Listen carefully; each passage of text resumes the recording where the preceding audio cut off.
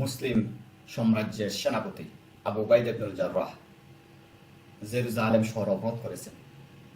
তখনকার শাসনকর্তা পেট্রিয়ার্ক সনোনিয়াস শর্ত দিলেন, যদি তোমাদের খলিফা নিজে আসেন তাহলে আমরা জেরুজালেম হস্তান্তর করব, অন্যথায় না।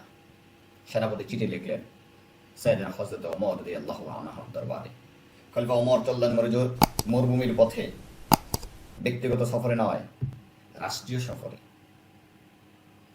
সাথে একটি মাত্র উট এবং একজন খাদেম।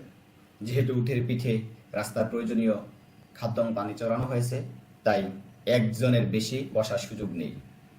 অগত্যা এক ক্রোশ পথ খলিফা উঠে পিঠে বসা, খাদিম চলছে উঠে লাগাম ধরে। আর এক ক্রোশ পথ খাদিম উপরে বসা, খলিফা চলছে লাগাম ধরে। এর মধ্য দিয়েই সে মক্কা থেকে ফিলিস্তিনের জেরুজালেমের পথে রওনা হলেন হযরত ওমর রাদিয়াল্লাহু তাআলা আনহু। পথিমধ্যে এক জায়গায় কাদা ছিল বলে হযরত ওমর রাদিয়াল্লাহু তাআলা আনহু নিজে জুতা খুলে ফেললেন এবং জুতা হাতে নিলেন। জেরুজালেম শহরে তখন প্রবেশ করছেন। ঠিক সেই মুহূর্তে পালাক্রমে খাদেমের উপরে ওঠার পালা।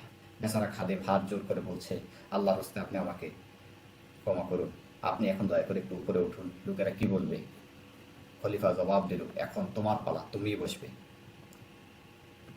খাদেমের উপরে উঠে বসে আর এক হাতে কাদামাখা জুতা, অন্য হাতে উঠে লাগাম ধরে জেরুজালেম শহরে প্রবেশ করলেন মুসলিম জাহানের খলিফা হযরত ওমর ইবনুল খাত্তাব রাদিয়াল্লাহু তাআলা আনহু। মুসলিম সেনাপতির মুখে চুলে পড়ল, কিভাবে রোমান সৈন্যরা, কি ভাববে এখন রোমান সৈন্যরা। আবু উবাইদা ইবনুল জাররাহ অস্থির হয়ে গেলেন। একটা মানুষই বা কি ভাববে, আর সৈন্যরা কি ভাববে যে একজন খলিফার এই অবস্থা যদি হয়। তখন দেখলেন শাসনকর্তা পেট্রিয়ার্ক সাইন্ট্রিক্স দৌড়ে আসছেন। তিনি বললেন, আমরা শুনেছি এক দরবেশ বাদশার হাতে আমাদেরকে জেরুজালেম ছেড়েই দিতেই হবে। জেরুজালেম তিনি দখলই করবেন আমাদের কাছ থেকে, এতে কোনো সন্দেহ নাই। এবং আমার মন সাক্ষ্য দিচ্ছে, আমরা সবাই একবার স্থির নিয়েছি সেই দরবেশ বাদশার হচ্ছেন আপনি।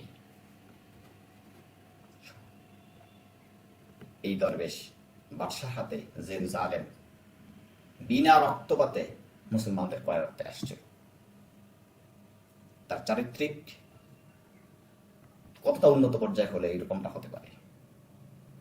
হযরত ওমর সম্পর্কে আল্লাহর নবী বলছেন, আমার পরে যদি কোনো নবী হতো তাহলে ওমর ইবনুল খাত্তাব হতেন। সম্মানিত দর্শক শ্রোতা, সাহাবায়ে কেরাম রিদওয়ানুল্লাহি তাআলা আজমাইনের মতো এরকম একটা সোনালী সমাজ যদি আমরা উপহার দিতে চাই, ধরার বুকে আমরা তাদের আদর্শে উদযাপিত করতে হবে। তাদের আদর্শিত হয়ে নিজেদের জীবনকে আমরা পরিচালনা করতে হবে। শুধু ফাঁকা আওয়াজ তুললে সমাজ পরিবর্তন হবে। সমাজ পরিবর্তনের জন্য সোনালী যুগে মানুষদেরকে অনুসরণ করতেই হবে। যারা আমাদের চ্যানেলগুলো নিয়মিত শুনছেন, সাবস্ক্রাইব করছে, তাদের সহ সমগ্র মুসলিম উম্মাহর জন্য আল্লাহ রাব্বুল আলামিনের নিকট উত্তম জাযা কামনা করছি। মহান আল্লাহ রাব্বুল আলামিন আমাদের সবাইকে তার রহমতের চাদরে আবৃত করে রাখুক, দুনিয়া এবং আখিরাতে কল্যাণ দিক, সবাইকে একসঙ্গে জান্নাতুল ফেরদাউসের মেহমান করুক, সে প্রত্যাশা আজকে শেষ করলাম। আল্লাহ হাফেজ। আসসালামু আলাইকুম ওয়া রাহমাতুল্লাহি তাআলা ওয়া বারাকাতুহু।